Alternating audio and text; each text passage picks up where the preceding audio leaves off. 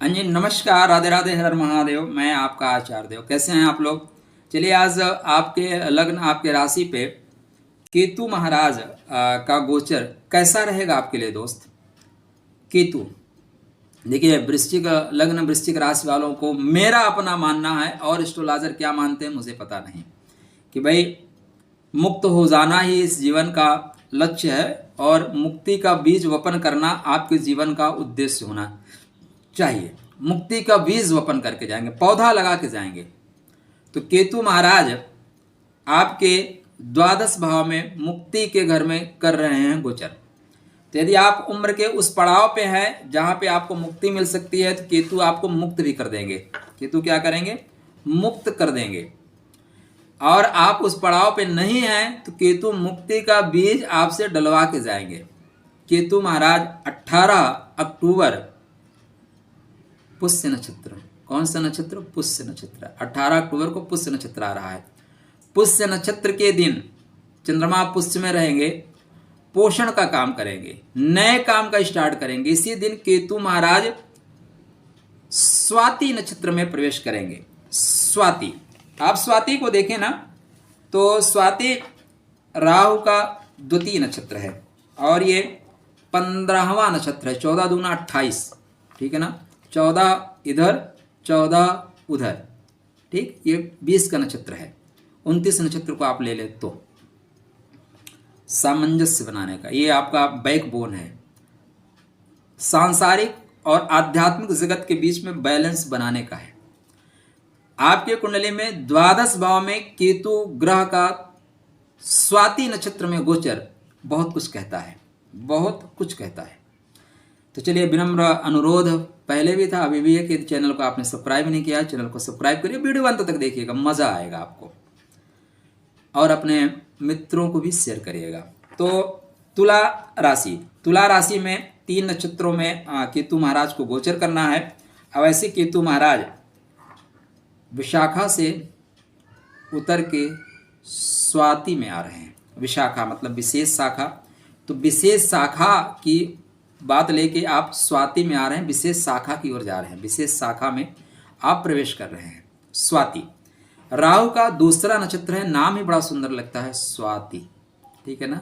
लेकिन तरसा देता है, ये चाह अधूरी रहती है। चातक को एक बूंद पानी के लिए तरस जाना पड़ता है। लेकिन खास बात क्या है? स्वाति के गुण 3, स्वाति के गुण 3। इसका जो जल है, अगर सीप में पड़ जाए तो मोती बन जाता है, मुक्ता बन जाता है। इसका जो जल केले के पौधे पे पड़ जाए तो कर्पूर बन जाता है। इसका जल सर्प के मुख में पड़ जाए तो फिर वो विष बन जाता है। क्या बन जाता है? विष बन जाता है। और राहु का प्रभाव आ जाए ना, तो भाई स्वाति में फिर बहुत ही कातिलाना अंदाज होता है। एक वर्ड होता है ना, कातिलाना अंदाज, कातिलाना अंदाज होता है जी, नागमणि जैसा, ठीक है ना? राहु सांप का मुख है, और यहाँ पे ये स्वाति नक्षत्र हीरा बना देने का है। तो सर्प के मुख में हीरा मतलब नागमणि जैसा, मतलब आप सर्प में भी पैदा हुए हैं, सर्प योनि में भी, तो नागमणि बनाने की क्षमता आपके अंदर है। कितनी गजब की बात है।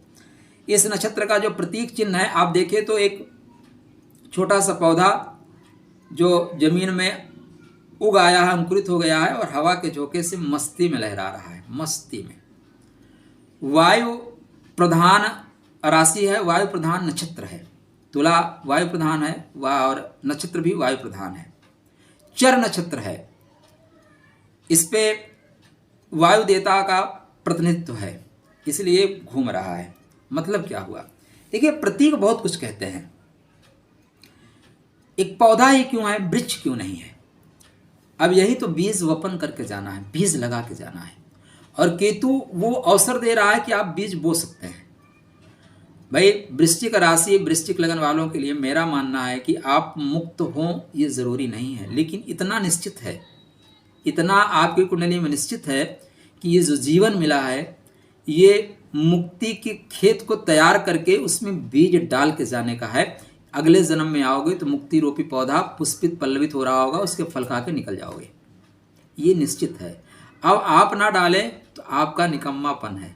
क्या है, सॉरी आपका हाँ निकम्मापन ही है, अवसर मिला है तो उसका लाभ उठाइए। ऐसे जो केतु महाराज का गोचर आपके द्वादश भाव में 18 अक्टूबर से लेकर 26 जून तक का हो रहा है, ये कुछ खास कह रहा है। स्टार्टिंग में शनि की दशम दृष्टि होगी और फिर ये 17 जनवरी के बाद शनि की दृष्टि हट जाएगी। आपके कुंडली में अप्रैल माह में गुरु महाराज भी चले जाएंगे। खष्टम भाव में गुरु महाराज की 7वीं पूर्ण दृष्टि होगी। कौन सी दृष्टि होगी? 7वीं दृष्टि होगी। तो पहले शनि की दृष्टि, उसके बाद गुरु की दृष्टि से दृष्टित होंगे केतु स्वाति में। अब ऐसे केतु महाराज पूर्व जन्म के कर्मों के संबंधों को लेकर चलने वाले हैं। पूर्व जन्म की डेस्टिनी में जो चीजें बची हुई हैं उनको आपको चेक बना के देने वाले हैं। ये मुक्ति के घर में गोचर कर रहे हैं तो मुक्त कर देंगे आपको। कैसे मुक्त करेंगे? अब इसका आप स्वामी देखिए तो स्वामी कौन है, सॉरी इसकी जाति क्या है? बूचड़ है। तो ये बूचड़ क्या करता है, कसाई क्या करता है? कभी कसाई को हर जगह जाया करिए। जीवन में जो है ना, आनंद हर जगह है, ज्ञान हर जगह है। शमशान भूमि में जाके देखिए, वहां भी ज्ञान है। वहां भी अगर आप आध्यात्मिक दृष्टिकोण से देखिए ना तो ज्ञान है। कसाई को काटते हुए देखिए, अगर वहां भी आप ज्ञान के दृष्टिकोण से देखिए, ज्ञान है। कसाई टक टक टक काटता है, जो चीजें खाने योग्य है उसको साइड में करता है, बकाया टक से बाहर फेंक देता है। नक्षत्र बूचड़, नक्षत्र का जो जाति है बूचड़ और कसाई है।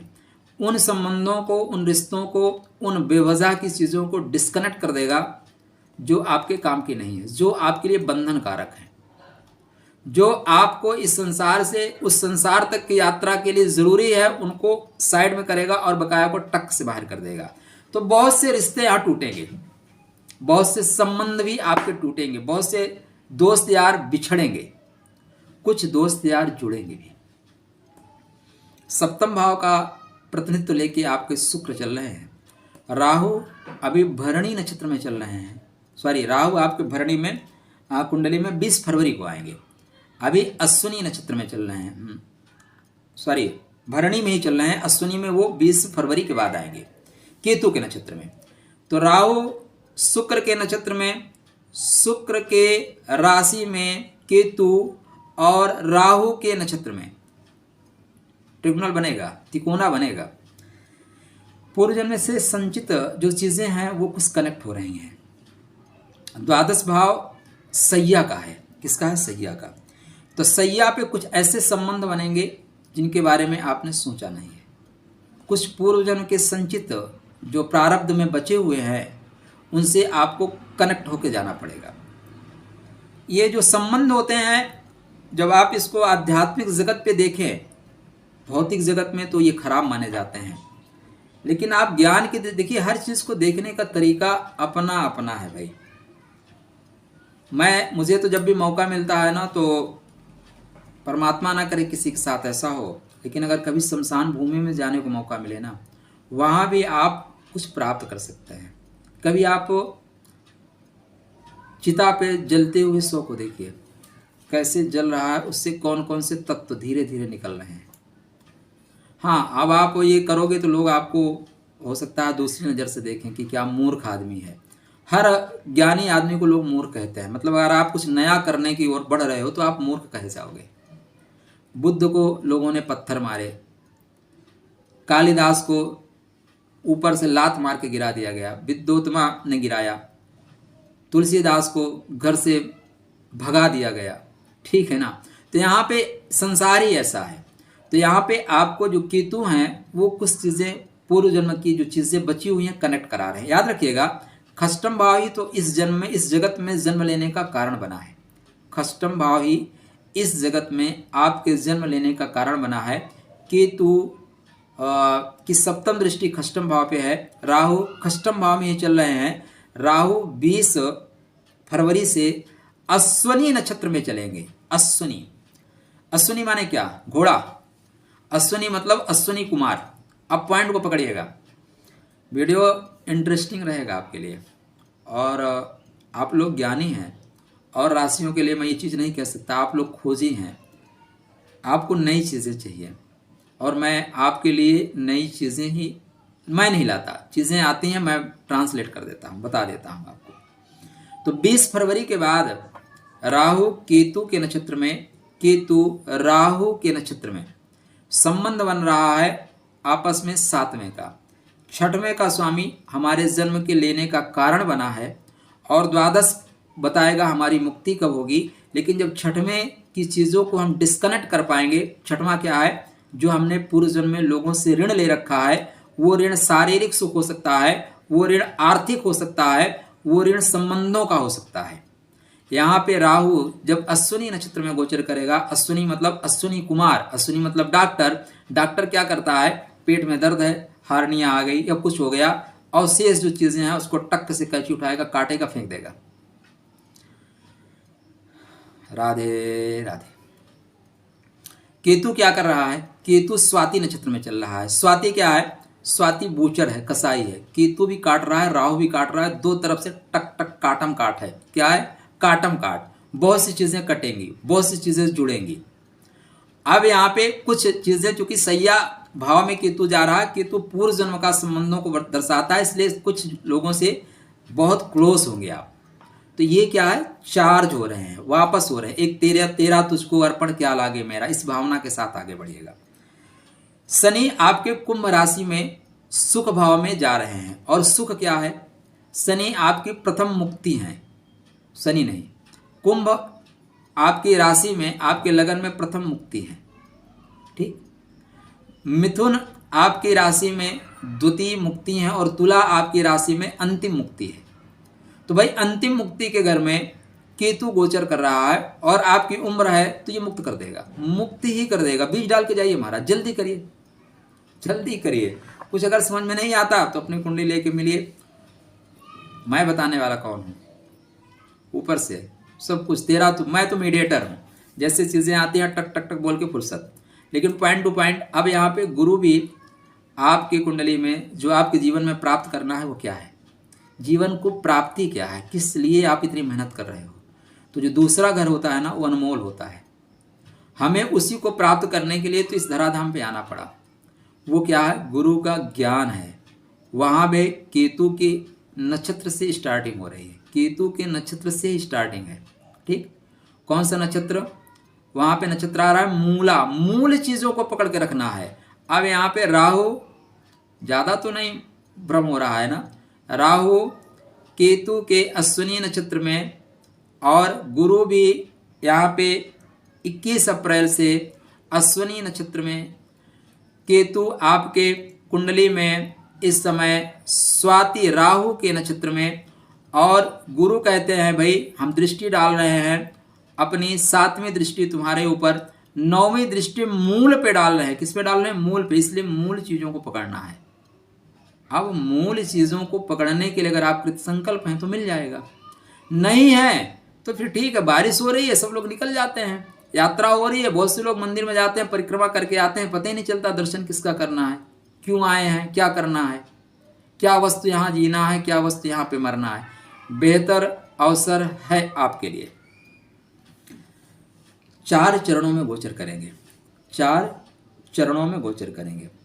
तो ये आपके लिए गुरु के 2 नवांशा में चलेंगे और शनि के 2 नवांशा में चलेंगे। मतलब मीन से यात्रा आरंभ करेंगे, मीन, कुंभ, मकर, धनु। तो मीन क्या है आपके लिए, पंचम भाव का प्रतिनिधित्व लेकर चलती है। मतलब ज्ञान का पुट आपके अंदर आएगा प्रथम चरण में ही। दूसरे और तीसरे चरण में आप पराक्रम करेंगे, सुख की खोज करेंगे, मतलब शोधात्मक होंगे। और फिर अंतिम चरण में मतलब धनु नवांशा में गुरु के मूल तत्वों को जानने की क्षमता आपके अंदर विद्यमान हो जाएगी, आ जाएगी। यदि आप साधक बन सके, साध लेने की क्षमता हो सकी, तो केतु आपसे बीज जो है डलवा कर जाएगा। चलिए, ये तो खास बातें थी, ध्यान क्या देना है। केतु जो रोग के कारक है ना, वो त्वचा, गुर्दा, शरीर में आपके पेशाब नलिका, मूत्राशय, हार्निया, और त्वचा पे जो दाग हो जाते हैं, या एक वर्ड क्या है, चेचक हो जाना, मुहासे ज़्यादा निकल आना। तो मुहासे तो निकलने की उम्र रही नहीं, चेचक टाइप, इस तरह की चीज़ें हो सकती हैं। तो बड़ा ध्यान रखिए खान पान में। वायु तत्व के राशि में चल रहे हैं, इसलिए वायु तत्व की अधिकता होगी, वायु तत्व बढ़ेगा तो पेट उदर विकार हो सकता है। खासकर जब गुरु अष्टम भाव में गोचर करेंगे तो खान पान का विशेष ध्यान रखें, योग करें, प्राणायाम करें। केतु का सबसे सुंदर उपाय क्या है? ध्यान करना। केतु ध्यान कराना सिखाता है। केतु अनंत की यात्रा करता है। हमारा जो 5% दिमाग चल रहा है ना, वो राहु है, और जो 95% सोया हुआ है वो केतु है। उसी को जगाने के लिए केतु स्वाति नक्षत्र में प्रवेश कर रहा है। नागमणि बना देगा आपको, आपको मोती बना देगा। माणिक मोती बनने की प्रक्रिया क्या है? एक छोटा सा कण बाहर से प्रवेश करता है, धीरे धीरे वो अपने आप को परिवर्तित करता है, मोती बना ले जाता है। वही चीजें आपके लिए केतु यहाँ प्रदान करने वाला है। तो उत्तिष्ठ जागृत। शनि कुंभ में चल रहे हैं, गुरु अपने ही राशि में चल रहे हैं। इससे श्रेष्ठ, इससे बेहतर समय शायद अब आपको नज़दीक ना मिले। इसलिए 8 महीने 8 दिन बहुत होते हैं मुक्ति का बीज डालने के लिए। स्वस्थ रहिए, प्रसन्न रहिए, मुस्कुराते रहिए, राधे राधे करते रहिए। जय माता की, जय जगदम्ब।